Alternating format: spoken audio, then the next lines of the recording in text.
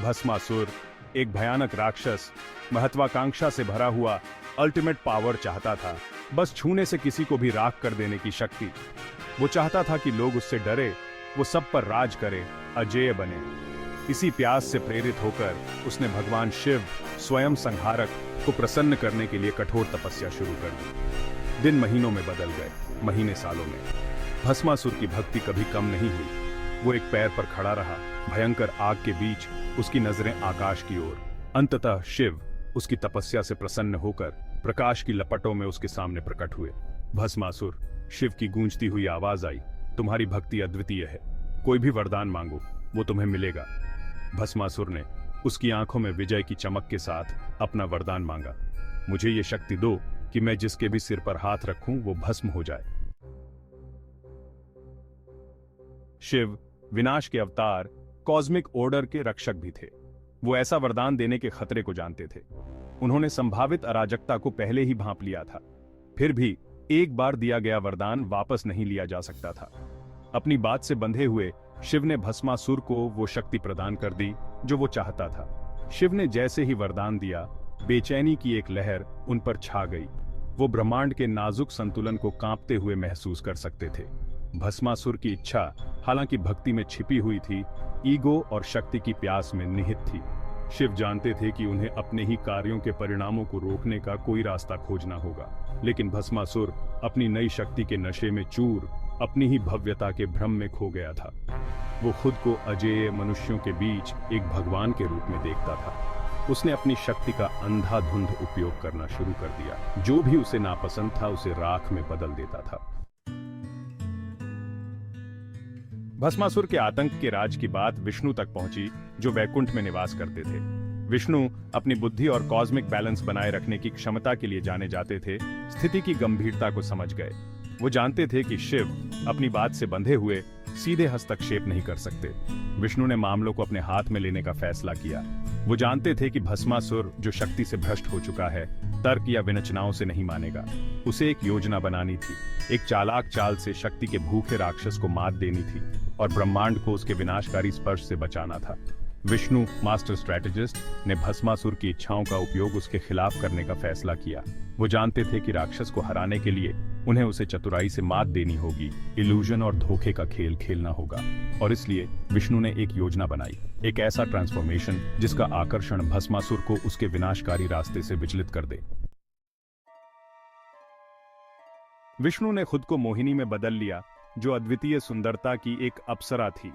उसका हर एक कदम मानो कविता थी। उसकी आंखों में ब्रह्मांड के रहस्य थे और उसकी हंसी खुद सृजन का संगीत थी। मोहिनी सेलेस्टियल निम्फ्स के अपने दल के साथ धरती पर उतरी। उनकी उपस्थिति का पता हजारों कमलों की मीठी खुशबू से चला। जब वो भस्मासुर के राज्य की ओर बढ़ी तो हवा उम्मीद से गूंज उठी। उसकी सुंदरता एक ऐसा प्रकाश स्तंभ थी जिसका विरोध कोई नहीं कर सकता था। भस्मासुर ने इस मनोरम सुंदरता की कहानियां सुनकर तुरंत मोहिनी पर मन हार बैठा। उसका दिल वासना और मोहिनी को पाने की इच्छा से भस्म हो गया। अपनी विनाशकारी शक्तियों को भूल गया। उसने इतनी सुंदरता, इतनी कृपा पहले कभी नहीं देखी थी। वो पूरी तरह से मोहित हो गया था। मोहिनी ने भस्मासुर की इच्छा को भांपते हुए उसके एडवांसेस से फ्लैटर्ड होने का नाटक किया। उसने उसे एक नृत्य प्रतियोगिता के लिए चुनौती दी, ये जानते हुए कि उसका अहंकार उसे स्वीकार करने के लिए मजबूर कर देगा। भस्मासुर अपने इन्फैचुएशन से अंधा होकर आसानी से मान गया, ये मानते हुए कि वो मोहिनी को पुरस्कार के रूप में पाकर कुछ भी जीत सकता है। जैसे ही नृत्य शुरू हुआ, मोहिनी पानी पर चांदनी की तरह चली। उसका हर हाव भाव एक वादा था। उसकी आंखें भस्मासुर की इच्छा को वापस उस पर रिफ्लेक्ट कर रही थी। भस्मासुर अपने जोश में अनाड़ी उसकी नकल करने की कोशिश करता रहा। उसके कदम डिजायर और अभिमान से भारी थे। नृत्य चलता रहा, मूवमेंट और भावनाओं का बवंडर। मोहिनी ने कैलकुलेटेड ग्रेस के साथ भस्मासुर को तेजी से जटिल होते स्टेप्स की एक श्रृंखला के माध्यम से आगे बढ़ाया। उसका हर कदम एक सूक्ष्म हेरफेर, उसकी हर नजर उसकी इच्छा और अंततः उसके पतन को बढ़ावा दे रही थी। जैसे ही नृत्य अपने चरम पर पहुंचा, मोहिनी ने एक प्लेफुल ट्वर्ल के साथ अपना हाथ अपने ही सिर पर रख लिया। भस्मासुर नृत्य के बवंडर और अपनी ही इच्छा में खोया हुआ सहज रूप से उसकी नकल करता हुआ अपने आप हाथ जो शिव के वरदान से युक्त था, अपने ही सिर पर रख लिया।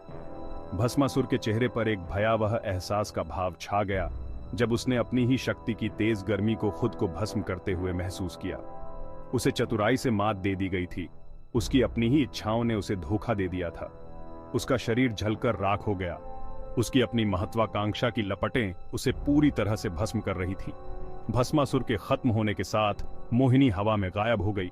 उसका उद्देश्य पूरा हुआ, दुनिया ने राहत की सांस ली, संतुलन बहाल हो गया था। विष्णु ने एक बार फिर ब्रह्मांड को अराजकता से बचा लिया, यह साबित करते हुए कि बुद्धि और चतुराई ब्रूट फोर्स पर विजय प्राप्त कर सकती है। भस्मासुर की कहानी माया की शक्ति, वास्तविकता की इल्यूसरी प्रकृति की एक कठोर याद दिलाती है। भस्मासुर अपनी ही महत्वाकांक्षाओं से अंधा हो गया, मोहिनी के इल्यूजन को नहीं देख पाया। वो अपनी ही इच्छाओं का शिकार हो गया, नियति की डोर से नाचने वाली एक कठपुतली। विष्णु मोहिनी के रूप में डिवाइन स्ट्रैटेजी की शक्ति का प्रतिनिधित्व करते हैं। वो हमें याद दिलाते हैं कि कभी-कभी सबसे शक्तिशाली हथियार ब्रूट फोर्स नहीं, बल्कि बुद्धि और चतुराई होती है। वो भस्मासुर की इच्छाओं का उपयोग उसके खिलाफ करते हैं, राक्षस की ताकत को उसकी अंतिम कमजोरी में बदल देते हैं। कहानी एक कॉशनरी टेल के रूप में कार्य करती है, हमें याद दिलाती है कि सच्ची शक्ति नियंत्रण में है, अपनी इच्छाओं के परिणामों को समझने में है और अपनी क्षमताओं का उपयोग ग्रेटर गुड के लिए करने में है। भस्मासुर का मिथक वरदान की सीमाओं पर भी प्रकाश डालता है। शिव अपनी बात से बंधे हुए एक ऐसा वरदान देने के लिए मजबूर हो गए थे जो जानते थे कि विनाशकारी परिणाम हो सकते हैं। यह फेवर्स प्रदान करने में भी बुद्धि के महत्व को रेखांकित करता है। वरदान जबकि देखने में फायदेमंद लगते हैं, दोधारी तलवार हो सकते हैं। उनका दुरुपयोग किया जा सकता है, उनकी शक्ति को नेक लक्ष्यों के बजाय स्वार्थी इच्छाओं की पूर्ति के लिए तोड़ा जा सकता है। कहानी एक अनुस्मारक के रूप में कार्य करती है कि सच्ची ताकत शक्ति रखने में नहीं, बल्कि उसे जिम्मेदारी से इस्तेमाल करने में है। कहानी हमें अपने कार्यों के संभावित परिणामों पर विचार करने, अपनी इच्छाओं को बुद्धि से संयमित करने और यह समझने का आग्रह करती है कि सच्ची पूर्ति वर्चस्व में नहीं, बल्कि संतुलन और सद्भाव में है। भस्मासुर की कहानी एक कालातीत कहानी है जो पीढ़ियों को पार करती है। यह हमें याद दिलाती है कि शक्ति, बुद्धि और जिम्मेदारी के बिना एक खतरनाक हथियार है। यह सेल्फ अवेयरनेस के महत्व पर प्रकाश डालती है, हमसे अपनी इच्छाओं की जांच करने और उनके संभावित परिणामों को समझने का आग्रह करती है। भस्मासुर की कहानी हम सभी के लिए एक कॉशनरी टेल के रूप में कार्य करती है। यह हमें अपनी शक्तियों का बुद्धिमानी से उपयोग करने, अपनी महत्वाकांक्षाओं को नम्रता के साथ संयमित करने और शक्ति और पूर्णता के अपने लक्ष्य में संतुलन के लिए प्रयास करने की याद दिलाती है। अंततः कहानी हमें बुद्धि की तलाश करने के लिए प्रोत्साहित करती है, यह समझने के लिए कि सच्ची ताकत में नहीं, बल्कि खुद को और अपने आसपास की दुनिया की बेहतरी के लिए अपनी शक्ति का उपयोग करने की क्षमता में निहित है।